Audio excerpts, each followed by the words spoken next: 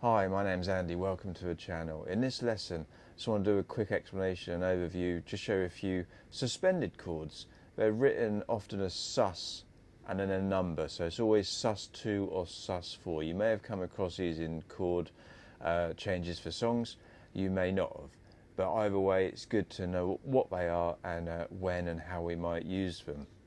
So a sus chord, if we know our open major chords and minor chords, and we have D major or D minor. If we have a D sus chord, what happens is we're replacing the thing that makes the chord major or minor is called the third of the chord. Don't worry too much about the theory, but the third of the chord in this D chord, whether it's major or minor, is voiced as the highest note. So this is our major third, that's our minor third. We've flattened it to make it minor. And then we replace it, if we want a sus4, with a note above it. So now we don't have either of these notes that were major or minor on the top string. We just have this note instead. So it's taken away the thing that made it major or minor, we've replaced it. And the numbers are always relating to numbers of the scale. So the a third makes it major or minor, that's 3 notes away from the root note, which is D. So 4 is just telling us we've replaced the third with a 4th note in the scale. Again, don't worry too much. With the guitar, we just need to worry about learning chord shapes, learning where our fingers go, and the theory can come at a later date. Here's our D major chord. As I said, the note on top is what makes it major, and that's called the third. What we do, we replace it with this little finger, and now that's the 4th note in the scale, so it's a sus4. So it's not a major chord anymore. And so sus chords have this kind of like ambiguity, they're ambiguous, we don't know if they're major or minor. One of the nice things with sus chords is they just create a bit of tension, a bit of movement within the chords, and instead of just being everything major and minor, which is great, and, you know, we rely on major and minor chords because that's Western kind of sounding music. But the suspended chords, sus chords, often if we've got a long time on a chord or a static chord, it just creates some nice melodic movement, can create some tension, bit of ambiguity. It's because we're not sure where it's going, is it major or minor? So it's just a different sound.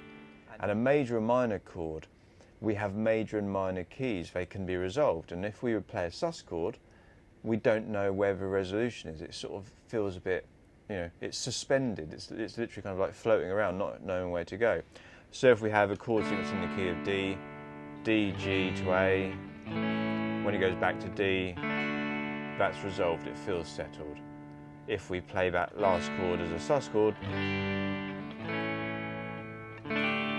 it doesn't feel resolved until we go back to this major chord. Don't worry too much about theory, main thing is to learn the shapes and learn a few iconic riffs and songs that use some suspension. So a really famous example, this D major chord going to a sus4 chord, the Queen song Crazy Little Thing Called Love just goes.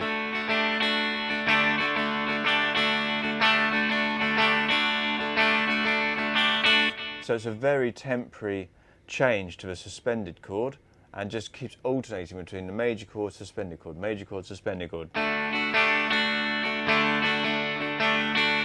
And you just get this nice melodic movement going between these 2 notes. And it's just that kind of melody. And it sounds really nice. So a suspended 4th on a D chord is adding a little finger here. A suspended 2nd, a sus2, is going the other way. This is the note that makes it major. We take that finger off, and there's our sus2 chord. It's now got this open E string on top. And you can play those 3 chords in a row, going from major, sus4, major, sus2. And you get this nice movement if you strummed it.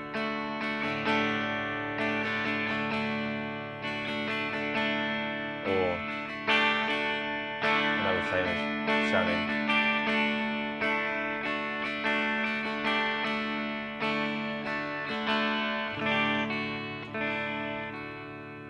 You could do the same on minor. If it's a D minor chord, much darker sounding since it's a minor chord. Sounds a bit like a Radiohead song.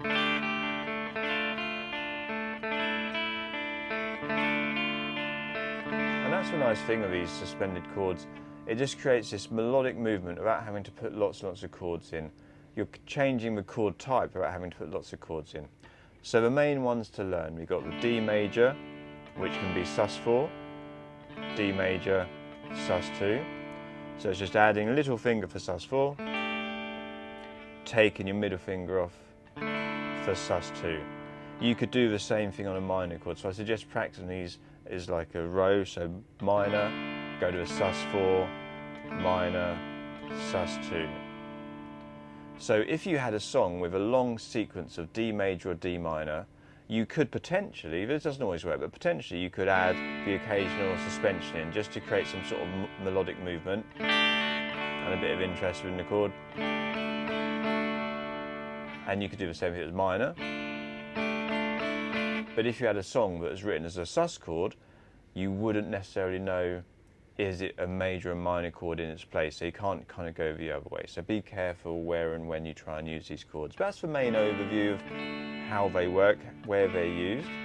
The main ones we use on the guitar, because they sound nice, because we play these suspensions at the top of the chord, is on the D chord. So there's D sus, D sus2. And on the A chord, don't worry too much about going up to a high E string. Add our little finger here again, that's our sus4 on an A chord. There's our A major chord. Take this third finger off for a sus2 chord. And that sounds really nice. So exactly the same principle as the D chord.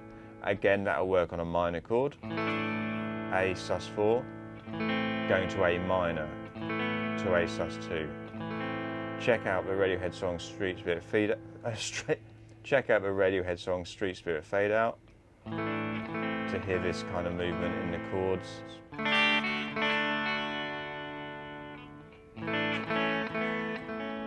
And if it's minor, the same thing works.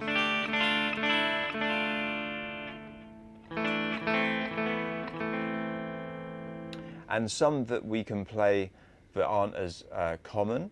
If we have a G chord played this way, we could add our first finger onto the B string. And technically it's not quite a sus chord because we've still got this note in it. If we leave this one out and just bar this one across, there's our sus. So blocking off the B string at the first fret, and don't worry about playing this note. So we got major with it's now a fourth added. So take away the major third. It sounds much nicer.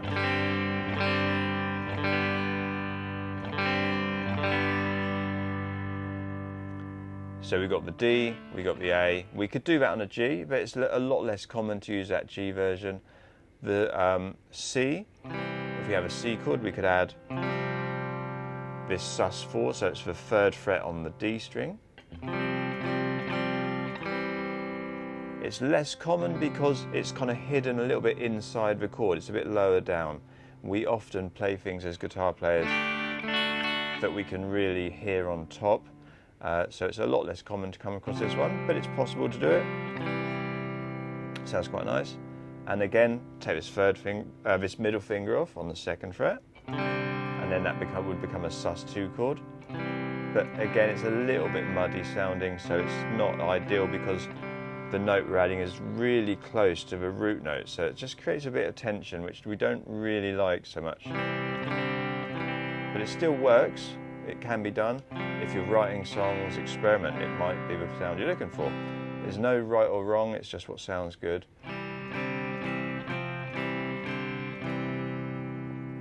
And then on an E major chord, we can add the sus4 to an E major, a bit like Albatross, the Fleetwood Mac song.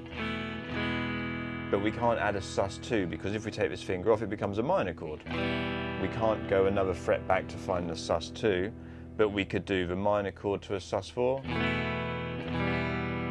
and we could do the major chord to a sus4, but we can't really play an E sus2 in that position. That's the basic Sus2 and Sus4 open chords available to us, kind of easy to find on the guitar. And they're good for your finger strength and muscle memory. If you just start playing the guitar, sometimes just finding the chord shape, and I've had this before, I've taught someone and they look at their finger and they're trying to move this little finger on, and their third finger moves or their middle finger moves or something, it can be a little bit of a tricky one to get your fingers independently moving if you want this kind of sound. They're very cool sounding, so practice them, get them under your fingers, and yeah, you'll come across them, you know, quite often in rock and pop music. So it's good to know what they are, how they're functioning, and how to play them, obviously. And the common ones will be, you know, on the guitar. In guitar keys, we've bit around the D and the A chord, and obviously, the more you can know, the more you know. But get the D and the A ones under your fingers to start with. That's certainly the most important ones I would suggest. So I hope you've enjoyed the lesson. If you have, please give me a like, give me a thumbs up, and I'll see you again soon.